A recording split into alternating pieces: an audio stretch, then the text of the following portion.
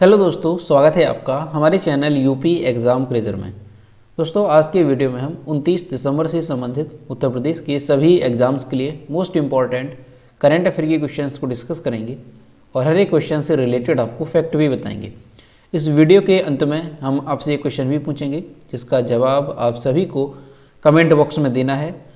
और इस वीडियो की अगर आपको PDF डाउनलोड करनी है तो इसकी PDF आप हमारे टेलीग्राम ग्रुप से डाउनलोड कर सकते हैं। टेलीग्राम ग्रुप की लिंक आपको इस वीडियो के डिस्क्रिप्शन में दी गई है। तो चलिए स्टार्ट करते हैं। आज का सेशन शुरू करने से पहले हम कल के क्वेश्चंस का रिवीजन करेंगे। कल का पहला क्वेश्चन है, हाल ही में उत्तर प्रदेश के मुख्यमंत्री योगी आदित्यनाथ ने भारतीय टूर ऑपरेटर्स एसोसिएशन के 37वें वार्षिक सम्मेलन को कहाँ संबोधित किया? तो ऑप्शन यहाँ पे सी करेक्ट होगा, लखनऊ में। अगला है, उप मुख्यमंत्री ब्रजेश पाठक ने प्रदेश के कितने मेडिकल कॉलेजों में e Sushrut hospital management information system सुविधा शुरू की है? तो अभी जो है ब्रजेश पाठक जो उप मुख्यमंत्री हैं उन्होंने 22 और मेडिकल कॉलेजों में ये सुविधा शुरू की है। दोस्तों, उत्तर प्रदेश करंट अफेयर की लास्ट 8 मंथ की अगर आपको PDF ई बुक डाउनलोड करनी है तो इसकी लिंक वीडियो के डिस्क्रिप्शन में दी गई है, वहाँ से आप इस PDF ई बुक को डाउनलोड कर सकते हैं। और अगर इसे डाउनलोड करने में कोई प्रॉब्लम होती है तो साइट पर आपको WhatsApp नंबर और ईमेल मिल जाएगा जिस पर आप कांटेक्ट कर सकते हैं। अगला क्वेश्चन है, मिसेस इंडिया माई आइडेंटिटी 2022 की प्रतियोगिता का खिताब वैशाली वर्मा ने जीता।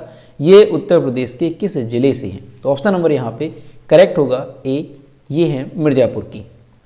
अब दोस्तों यहीं पर आपको और याद रखना है कि मिस यूनिवर्स 2021 का जो खिताब है वो किसने जीता था? तो मिस यूनिवर्स 2021 का खिताब जीता था हरनाज कौर संधू ने। उनका नाम याद रखेंगे। मिस यूनिवर्स 2021 का, मिस वर्ल्ड 2021 का खिताब किसने जीता? तो वो जीता था कैरोलिना बेलावस्का ने। ठीक है, याद रखेंगे, मिस यूनिवर्स 2021 हरनाज कौर संधू और मिस वर्ल्ड 2021 कैरोलिना बेलावस्का। इसके साथ ही हाल ही में एक क्वेश्चन आपको कराया था कुछ दिन पहले ही कि मिसेज वर्ल्ड 2022 का खिताब अभी जीता है, तो वो किसने जीता? तो वो जीता है सरगम कौशल ने। ठीक, तो ये तीनों नाम आप अच्छे से याद रखेंगे। मिसेज वर्ल्ड 2022 का खिताब सरगम कौशल ने, इसके अलावा मिस यूनिवर्स 2021 का खिताब हरनाज कौर संधू ने और मिस वर्ल्ड 2021 का खिताब कैरोलिना बेलावस्का ने। ठीक है, ये वेरी इंपॉर्टेंट है, एग्जाम में पूछे जा सकते हैं। अगला है, केंद्रीय खेल मंत्री ने खेलो इंडिया यूथ गेम्स 2022 का लोगो लॉन्च किया। इस गेम का आयोजन किस राज्य में होगा? तो ऑप्शन यहाँ पे ए करेक्ट होगा, मध्य प्रदेश में। अगला है, केंद्रीय मंत्री अनुराग सिंह ठाकुर ने किस शहर में खेल विज्ञान केंद्र का उद्घाटन किया? तो ऑप्शन यहाँ पे बी करेक्ट हो जाएगा, उडुपी में। अगला है, एक रिपोर्ट के अनुसार भारत 2035 तक $10 ट्रिलियन की इकोनॉमी बन जाएगा। यह रिपोर्ट किसके द्वारा पब्लिश की गई? तो ये जो रिपोर्ट है ये centre for economics and business research के द्वारा जारी की गई है और इसमें कहा गया कि जो भारत है वो 2035 तक $10 ट्रिलियन की इकोनॉमी बन जाएगा। अगला है, हाल ही में किसे वर्ष 2022 का एकलव्य पुरस्कार प्राप्त किया गया? तो ऑप्शन यहाँ पे करेक्ट होगा ए, स्वाति सिंह को दिया गया है साल 2022 का एकलव्य पुरस्कार। अगला है, किस संस्था ने केंद्रीय उत्पाद शुल्क और सेवा कर समझौता आयोग की स्थापना की? तो ऑप्शन यहाँ पे ए करेक्ट होगा, CBIC ने। अगला है, रेलवे बोर्ड के नए चेयरमैन और CEO के रूप में किसे नियुक्त किया गया? तो अभी जो है अनिल कुमार लाहौटी को रेलवे बोर्ड के नए चेयरमैन और CEO के रूप में नियुक्त किया गया। तो दोस्तों ये कल के क्वेश्चंस थे जिसका हमने रिवीजन किया। अब हम शुरू करते हैं आज का सेशन। आज का पहला क्वेश्चन है, गोरखपुर के मुंडेरा बाजार नगर पंचायत, कौन सा है? मुंडेरा बाजार नगर पंचायत का नाम बदला जा रहा है और इसका नाम क्या होगा?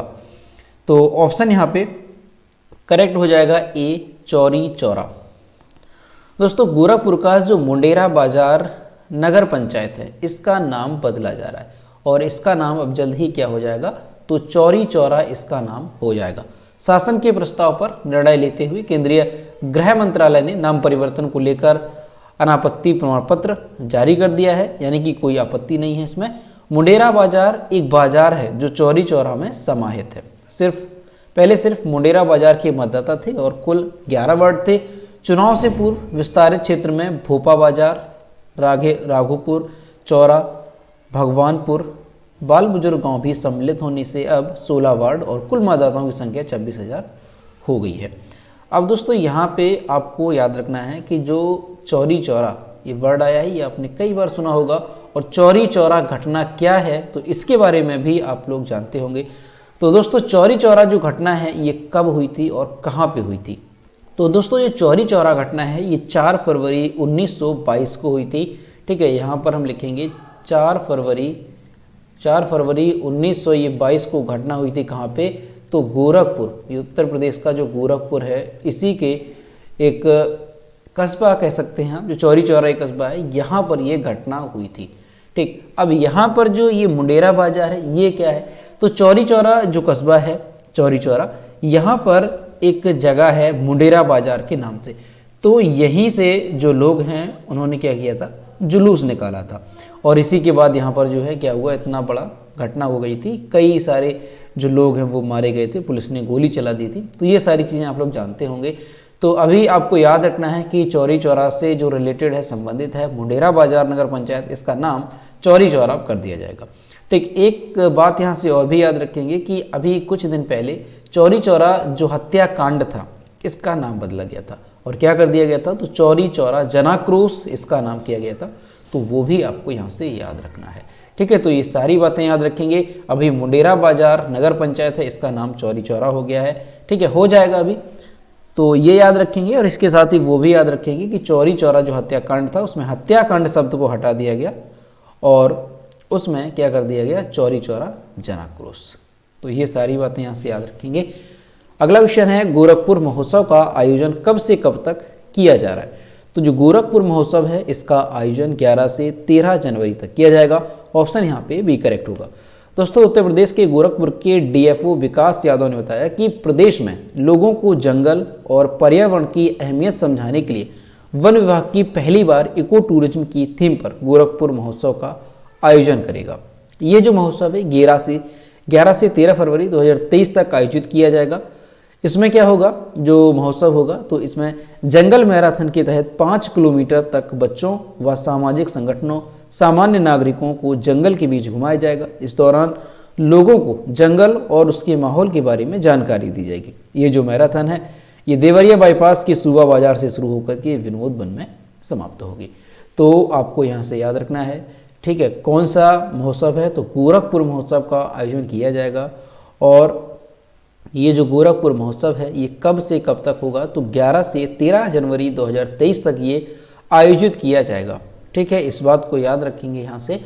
और इसमें क्या होगा, तो जंगल मैराथन 5 किलोमीटर की इसमें कराई जाएगी और इसमें बच्चे, सामाजिक संगठन, सामान्य नागरिक जो भी इसमें हिस्सा लेंगे उनको जंगल के बीच में घुमाया जाएगा और जंगल की अहमियत के बारे में बताया जाएगा, जंगल के बारे में बताया जाएगा, सारी जानकारी इसमें दी जाएगी। ठीक, तो याद रखेंगे आप, गोरखपुर महोत्सव का आयोजन 11 से 13 जनवरी 2023 तक होगा। अगला है, हाल ही में राइट टू रिपेयर पोर्टल और NTH मोबाइल ऐप किस केंद्रीय मंत्री द्वारा लॉन्च किया गया? तो ऑप्शन यहाँ पे डी करेक्ट होगा, पीयूष गोयल के द्वारा। दोस्तों हाल ही में खाद्य और उपभोक्ता मामलों के जो मंत्री हैं पीयूष गोयल, उन्होंने राइट टू रिपेयर पोर्टल और NTH मोबाइल ऐप लॉन्च किया है। साथ ही उन्होंने नई दिल्ली में नेशनल कंज्यूमर हेल्पलाइन सेंटर का भी अनावरण किया। इसके लिए उपभोक्ता मामलों के विभाग और IIT BHU वाराणसी के बीच एक समझौता ज्ञापन पर भी हस्ताक्षर किए गए। साथ ही उपभोक्ता आयोगों का क्षमता निर्माण कार्यक्रम भी शुरू किया गया। तो यहाँ से आपको यही याद रखना है, कई बार एग्जाम में ऐसे ही क्वेश्चन पूछे जाते हैं कि कोई पोर्टल है या कोई एप्लीकेशन है वो किसने लॉन्च किया। तो याद रखेंगे राइट टू रिपेयर पोर्टल ये किसने लॉन्च किया, तो पीयूष गोयल ने इसको लॉन्च किया है। और NTH जो मोबाइल ऐप है इससे भी किसने लॉन्च किया, तो पीयूष गोयल ने इसे लॉन्च किया है। अब यहाँ पर यह भी याद रखना है आपको कि जो उपभोक्ता मामलों के मंत्री हैं पीयूष गोयल, तो उपभोक्ता मामलों के विभाग और IIT BHU Banaras Hindu university जो वाराणसी में है इसके बीच भी एक समझौता ज्ञापन पर हस्ताक्षर किए गए हैं। ठीक है, तो ये बात भी यहाँ से आप लोग याद रखेंगे। अगला क्वेश्चन है, अमृत भारत स्टेशन योजना किस मंत्रालय ने शुरू की है? तो जो अमृत भारत स्टेशन योजना है ये शुरू की गई है रेल मंत्रालय के द्वारा। ऑप्शन यहाँ पे ए करेक्ट होगा। दोस्तों हाल ही में रेल मंत्रालय ने आने वाले वर्ष में 1000 से अधिक जो छोटे स्टेशन हैं उनके आधुनिकीकरण के लिए एक नई योजना विकसित की है। स्टेशन मार्की स्टेशनों के मेगा अपग्रेडेशन से प्रेरित सुविधाओं से लैस होंगे। ये जो योजना है ये रेल मंत्रालय के स्टेशन पुनर्विकास अभियान और अमृत भारत स्टेशन योजना का हिस्सा होगी। इस योजना का उद्देश्य क्या है? तो इस योजना का उद्देश्य रेलवे स्टेशनों की मास्टर प्लान तैयार करना और सुविधाओं को बढ़ाने के लिए चरणों में मास्टर प्लान का कार्य जो वो है क्रियान्वित करना है। स्टेशनों में रूफटॉप प्लाजा, लंबे प्लेटफॉर्म, गिट्टी रहे ट्रैक और 5G कनेक्टिविटी के प्रावधान इसमें शामिल हैं। तो आपको याद रखना है कि कौन सी योजना है। तो योजना कौन सी है? तो याद रखेंगे आप, तो योजना है अमृत भारत, याद रखेंगे इसको, अमृत भारत स्टेशन योजना, अमृत भारत स्टेशन योजना। तो ये आपको योजना याद रखनी है। ये किस मंत्रालय के द्वारा शुरू की गई है? तो याद रखना काफ़ी आसान होगा क्योंकि इसमें स्टेशन वर्ड आ गया है, तो आप इसे आसानी से रिलेट कर पाएंगे। रेल मंत्रालय के द्वारा इसको शुरू किया गया है क्योंकि स्टेशन के पुनरुद्धार के लिए जो है इसको शुरू किया गया है। जो देश भर में 1000 से लगभग 1000 के आसपास छोटे स्टेशन हैं उनका आधुनिकीकरण किया जाएगा इस योजना के तहत। और उसमें क्या है कि सारी सुविधाएं जैसे रूफटॉप प्लाजा हो गया, लंबे प्लेटफॉर्म हो गए, गिट्टी रहे ट्रैक है, 5G कनेक्टिविटी है और इसके अलावा भी जो भी स्टेशन पर सुविधाएं होंगी वो इसके तहत प्रदान की जाएंगी। जो छोटे स्टेशन हैं उनको अपग्रेड किया जाएगा। ठीक, तो इसको याद रखेंगे। रेल मंत्रालय की ये पहल है अमृत भारत स्टेशन योजना। अगला है, निम्न में से किस ऑनलाइन प्लेटफॉर्म ने भारत की GDP में 10,000 करोड़ रुपए का योगदान दिया? तो ऑप्शन यहाँ पे डी करेक्ट हो जाएगा, यूट्यूब ने। दोस्तों, ऑनलाइन वीडियो मंच जो यूट्यूब है इससे जुड़े पारिस्थितिकी तंत्र ने भारत की GDP में 10,000 करोड़ रुपए का योगदान दिया है और लगभग 7.5 लाख पूर्णकालिक समकक्ष रोजगार को भी समर्थन दिया है। भारत में 4,500 से अधिक यूट्यूब चैनलों के 10 लाख से अधिक ग्राहक यानी कि सब्सक्राइबर्स थे और भारत में 1 लाख रुपए से अधिक का सालाना राजस्व कमा रहे हैं। तो यहाँ पर दोस्तों क्या है कि जो YouTube है, जैसे आप सभी लोग जानते हैं हमारे माध्यम से अभी जो हम ये वीडियो आपको दे रहे हैं आप लोग YouTube के माध्यम से देखते हैं। यानी कि अगर देखा जाए तो हर एक क्षेत्र में कुछ ही सालों से यानी कि 3 या 4 सालों पहले से ही जो YouTube है उसका विकास काफ़ी हुआ। अभी ये जो रिपोर्ट जारी की गई है इसमें बताया गया है कि पिछले साल ही, ये जो साल 2022 है इसमें ही जो YouTube है इसने भारत की GDP में 10,000 करोड़ रुपए का योगदान दिया है। यानी क्योंकि आप सभी लोग जानते हैं YouTube से क्या है, अर्निंग आती है लोगों की। अब इसमें क्या है कि बताया गया है कि 7.5 लाख पूर्णकालिक समकक्ष रोजगार को भी समर्थन दिया है। यानी कि YouTube के जरिए ऐसा इसमें जो बताया गया है कि अगर डिवाइड किया जाए तो 7.5 लाख पूर्णकालिक यानी कि जो सरकारी नौकरियां होती हैं आप कह सकते हैं जो रोजगार है तो 7.5 लाख लोगों को इससे जो है पूर्णकालिक रोजगार मिला है। ये इसमें अनुमान बताया गया है। ठीक है, अब इसमें यह भी बताया गया कि 4,500 से अधिक जो YouTube चैनल हैं उनके 10 लाख से अधिक सब्सक्राइबर्स थे और वो भारत में 1 लाख रुपए से अधिक का सालाना राजस्व कमा रहे थे। 4,500 से अधिक जो YouTube चैनल हैं वो 1 लाख से अधिक रुपए कमा रहे हैं भारत में, ये इसमें बताया गया, जिनके 10 लाख से अधिक सब्सक्राइबर्स हैं। ठीक है, और भारत में हैं 4500 से अधिक YouTube चैनल के 10 लाख से ज़्यादा सब्सक्राइबर हैं। तो यहाँ पर आपको याद रखना है, काफ़ी इंपॉर्टेंट है क्योंकि जो YouTube है इसने भारत की GDP में एक बड़ा ही योगदान दिया है और 10,000 करोड़ रुपए का योगदान भारत की GDP में दिया है किसने? जो ऑनलाइन वीडियो मंच है YouTube। अब दोस्तों YouTube से आपको याद रखना है कि YouTube की जो स्थापना है इसे कब लॉन्च किया गया था YouTube को, तो वो आपको याद रखना है। तो 14 फरवरी 2005 को YouTube लॉन्च किया गया था। इसके अलावा YouTube का हेडक्वार्टर कहाँ पे है तो वो भी आपको याद रखना है। तो YouTube का जो हेडक्वार्टर है वो कहाँ पे है? तो कैलिफोर्निया यूनाइटेड स्टेट में YouTube का हेडक्वार्टर है, इसको भी याद रखेंगे। और जो ये लॉन्च किया गया वो भी याद रखना है आपको, 14 फरवरी 2005 को YouTube लॉन्च किया गया था। लगभग कितना हो गया, 17 साल पहले YouTube को लॉन्च किया गया था।